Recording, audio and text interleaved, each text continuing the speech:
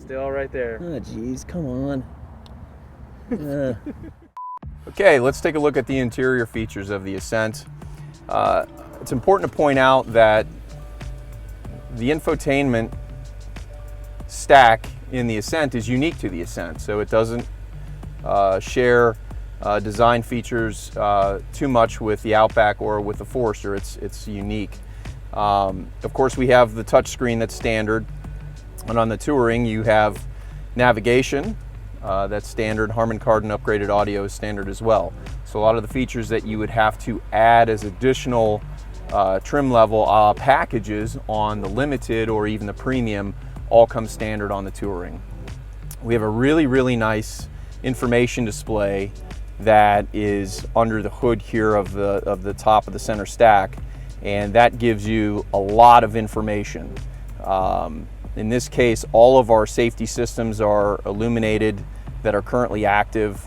The only ones that aren't are reverse automatic braking, because we're not in reverse, and the automatic high beam assist, because it's not nighttime and we don't have the high beam set.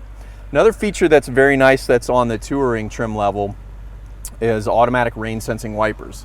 So once you set the stalk to auto, then as you're driving along, any moisture that's encountered that is in the form of precipitation, whether it's rain or snow, will trigger the wipers to come on automatically, which is a very nice feature. So, and of course we can scroll through lots of information on this screen here. And then down below we have everything for navigation, audio system, phone, media, My Subaru and Subaru Starlink.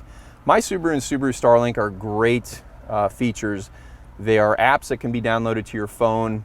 It started with the Ascent, but subscribing to the Subaru Starlink program and downloading the apps on your mobile phone, you can actually remotely start your vehicle using cell connectivity. So even if you're coming off of a plane on the way back from a trip and your car is parked in the parking lot at the airport, if it happens to be a hot summer day, you can start your car and set your air conditioning to run, cool the vehicle down, so when you get to it, it's nice and cool and ready to go. You can also set up boundary alerts if you have younger drivers in the family and you want to confine them to a geographic area and be alerted if they cross that boundary. It will do that, sending you a message to your phone. Same thing for speed. If somebody exceeds the speed that you've set, it'll alert you. And then a curfew alert as well. So if they're out past when you'd like to have them driving, it will notify you. So very nice features with Starlink. A lot of other capability there as well, but those are great. Climate control, again, unique to the Ascent. We're using dials to control our temperature and our fan speed. And of course we have dual zone climate control available, fully automatic climate control. So once we press this and go to full auto, all we have to do is control the temperature. The vehicle will take care of the rest, sourcing the air, top or bottom, by level, and then controlling the fan to keep the car at the temperature that we set. You can turn the rear air on and off up front. You can also lock the rear air control, so little hands can't make adjustments if you don't want them to. And we have heated seats, standard. Standard on the Touring are also ventilated seats. So if it gets to be warm in the summer and you want to have some airflow, you can turn the ventilation system on for the seats themselves. And then of course the standard, what we used to call the all-weather package, but with a touch of a single button we can turn on the rear defogger defroster, side view mirror defogger de-icer, and then there's a wiper blade de-icer element as well that will heat up underneath the wiper blades and melt any frozen ice that would lock the blades to the glass. So you can take those up and clear that area out before you get going. A couple of other features. The Ascent does come standard with XMode, which is very nice low-speed traction control mode and a hill descent mode.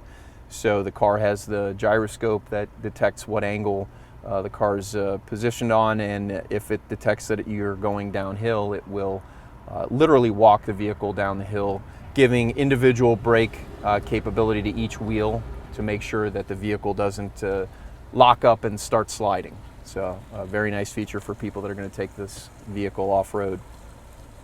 The other nice feature is what we call AVH, Auto Vehicle Hold. We can turn that system on, and while we're driving, we come to a stop at a stoplight, it'll detect that we've got our foot on the brake and we're stopped for a few seconds. It will automatically hold the vehicle in place, so you can take your foot off the brake pedal and the car won't, the Ascent won't accelerate.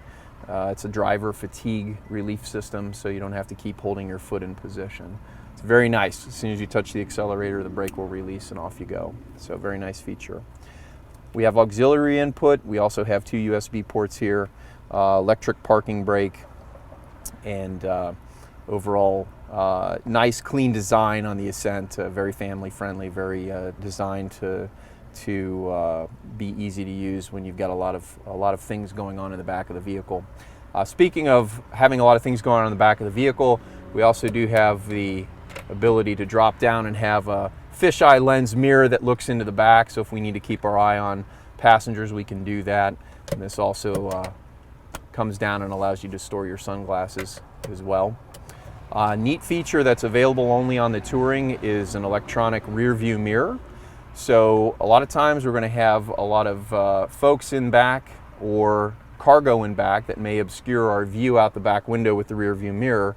You simply flip this forward and you'll get a digital camera view that looks out the back and essentially duplicates what you would see with the lens of the mirror itself. So very nice feature, but exclusive to the Touring model.